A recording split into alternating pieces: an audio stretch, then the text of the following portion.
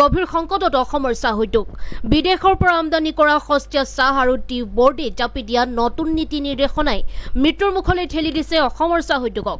অসমৰ চাহ আজি বিক্ৰী নহয় অকশ্যন চেণ্টাৰত। ইয়াৰ বিপৰীতে বিদেশী সস্তীয়া চাহে দখল কৰিছে চাহৰ বজাৰ। এনে পৰিস্থিতিত চাহ উদ্যোগটো জীয়াই ৰখাটো কঠিন হৈ পৰিছে। একেই সমস্যাৰ সন্মুখীন হৈছে বটলি ফেক্টৰীৰ চাহ উৎপাদকসকল। অকশ্যন চেণ্টাৰত উৎপাদিত চাহ বিক্ৰী কৰিব নোৱাৰি ফেক্টৰীতে কুইণ্টেলে কুইণ্টেলে উৎপাদিত চাহ জমা কৰি ৰাখিবলগীয়া হৈছে। ফলত গভীৰ লোকচানত পৰিবলগীয়া হৈছে চাহ উৎপাদকসকল। ইফালে টি বৰ্ডৰ নীতি নিৰ্দেশনাৰ ফলত ক্ষুদ্ৰ চাহ খেতিয়ক সকলো সমস্যাত পৰিছে। উৎপাদিত চাহ উচিত মূল্যত বিক্ৰী কৰিব নোৱাৰাত ফেক্টৰীসমূহেও দিব পৰা নাই কেঁচা পাতৰ উচিত মূল্য। একচুৱেলি আমাৰ এতিয়া বৰ্তমান যি আমাৰ সমস্যাবিলাক আহি পৰিছে কেঁচা পাতৰ উৎপাদনৰ পৰা আৰম্ভ কৰি আমি যিবিলাক আমাৰ ব্ৰডলি ফেক্টৰী যিবিলাকত আমি চাহ আমি বনাই পেলাই আমাৰ বিক্ৰী কৰা প্ৰক্ৰিয়ালৈকে এটা বৃহৎ আমাৰ প্ৰত্যাহ্বান আহি পৰিছে। ইয়াৰ প্ৰত্যাহ্বানৰ মূল যদি আমি কাৰণবিলাক আমি চাবলৈ যাওঁ, ধৰি লওক আজি গুৱাহাটী টি অকশ্যন চেণ্টাৰ বা বায়াৰ্ছবিলাকৰ ইয়াত যি তেখেতসকলৰ চাহ কিনোতে যি মূল্য দিব লাগে সেই মূল্যবিলাক তেখেতসকলে আমাক দিয়া নাই। বিশেষকৈ আমাৰ টি বৰ্ড অফ ইণ্ডিয়াই কিছুমান নতুন যিবিলাক চাৰ্কুলাৰ আমালৈ পঠিয়ালে, যোৱা বছৰে পঠিয়ালে যে আমি 100% ডাষ্টটো অকশ্যনত দিব লাগে। আমি সেইটো কাৰণে আমি দিবলৈ তাত বাধ্যবাধকতা আছিলে, কিয়নো আমাৰ অন্য কোনো উপায় নাই, গভৰ্ণমেণ্টৰ আমি নটিফিকেশ্যন মানিবই লাগিব, কিয়নো আমি গভৰ্ণমেণ্টৰ পৰা টি বৰ্ডৰ পৰা আমি নিজৰ এখন লাইচেঞ্চ লৈ থৈছোঁ। গতিকে আমি চাহবিলাক আমি তাত দিলোঁ। আৰু ইয়াত বিশেষকৈ কাৰণ আছিলে 2024 চনত চাহৰ প্ৰডাকশ্যনটো প্ৰায় 50 মিলিয়ন কেজি চাহ কম হৈছিলে। কম হোৱাৰ গতিকে চবেই ভাবিছিলে অকশ্যন চেণ্টাৰটো ভাল হৈছে বা কিবা হৈছে, কিন্তু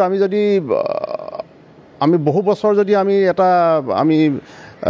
এটা গ্ৰাফ চাওঁ, তাত আমি কেতিয়াও ইমান ভাল বুলি ক'ব নোৱাৰোঁ। যেতিয়া প্ৰডাকশ্যন কম থাকে যিকোনো ঠাইত সদায় মূল্য ভালেই হয়, কিন্তু আমাৰ চাহৰ ক্ষেত্ৰত আমাক এনেকুৱা কৰিলে যে আপোনালোকে এটা জেগাতে চাহটো আপোনালোকে দিব লাগিব, তাৰ বাহিৰে আপুনি চাহ বিক্ৰী কৰিব নোৱাৰিব।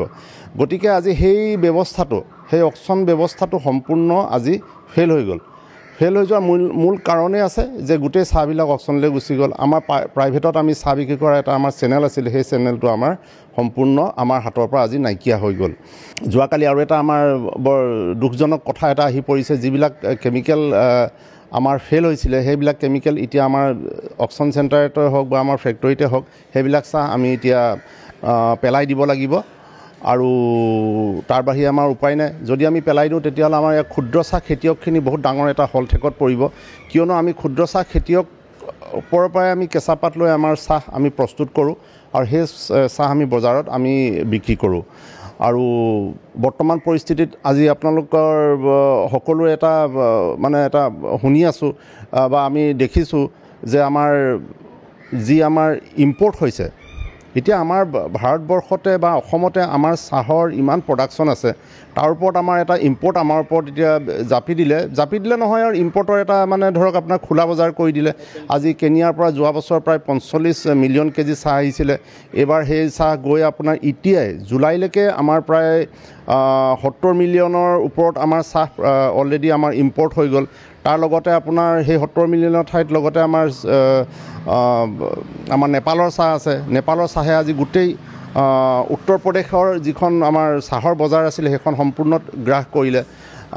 গতিকে আমাৰ ইয়াত যিটো চাহ আমাৰ উৎপাদন হয় সেইটো আমাৰ ভাৰতবৰ্ষতে প্ৰায় চাহ আজি কনজিউম হৈছিলে, কিন্তু ভাৰতবৰ্ষতে আজি আমাৰ চাহৰ এই অৱস্থা। হয়, নীতি নিয়মবিলাক সলনি কৰাৰ প্ৰয়োজন আছে। নীতি নিয়মবিলাক বনাওঁতে তেখেতসকলে ভালকৈ এবাৰ বিচাৰ কৰিব লাগে, আমাকো মাতিব লাগে, সমগ্ৰ টি ইণ্ডাষ্ট্ৰীৰ মানুহক মাতিব লাগে যে আমি এনেকুৱা এটা কৰিবলৈ গৈ আছোঁ। ফটকৈ এটা সিদ্ধান্ত লোৱাৰ পাছত বৰ ডাঙৰ ভুল হৈ যায়। এতিয়া এই ভুলৰ তাৰ আজি পৰিণাম আমি আজি ভুগিবলগীয়া হৈছে। আজি চাহৰ প্ৰডাকশ্যনৰ ক্ষেত্ৰত আমি দেখিছোঁ, যদি আমি চাহৰ কনজিউমটো যদি আমি আগৰ পৰাই বঢ়াব পৰা হ'লে, আজি চীন নিচিনা দেশত কোনো অকশ্যন চেণ্টাৰ নাই। আজি তাত আপোনাৰ চাহৰ ইমান ভাল ব্যৱসায়, ইমান চীনত আজি জনসংখ্যা ভাৰততকৈ কম হ'ল, কিন্তু আমি চাবলৈ গ'লে চীনৰ প্ৰডাকশ্যন কিমান বেছি, ভাৰততকৈ প্ৰায় দুগুণ। যদি ভাৰতত 1300 মিলিয়ন চাহ যদি আমাৰ হৈছে, চীনত 2600 মিলিয়নৰ ওপৰত চাহ হৈছে, কিন্তু সেই চাহ চীনতে কনজিউম হয়। আৰু ভাৰতবৰ্ষত নিজৰ আমাৰ ইমান পপুলেশ্যন থকাৰ পাছত আমাৰ চাহটো নিজৰ দেশতে কনজিউম নহয়, তাৰ ওপৰত আমাৰ বেলেগৰ পৰা চাহ আনি পেলাই আমাৰ নিজৰ বজাৰখন সম্পূৰ্ণ ধ্বংস কৰি দিছে।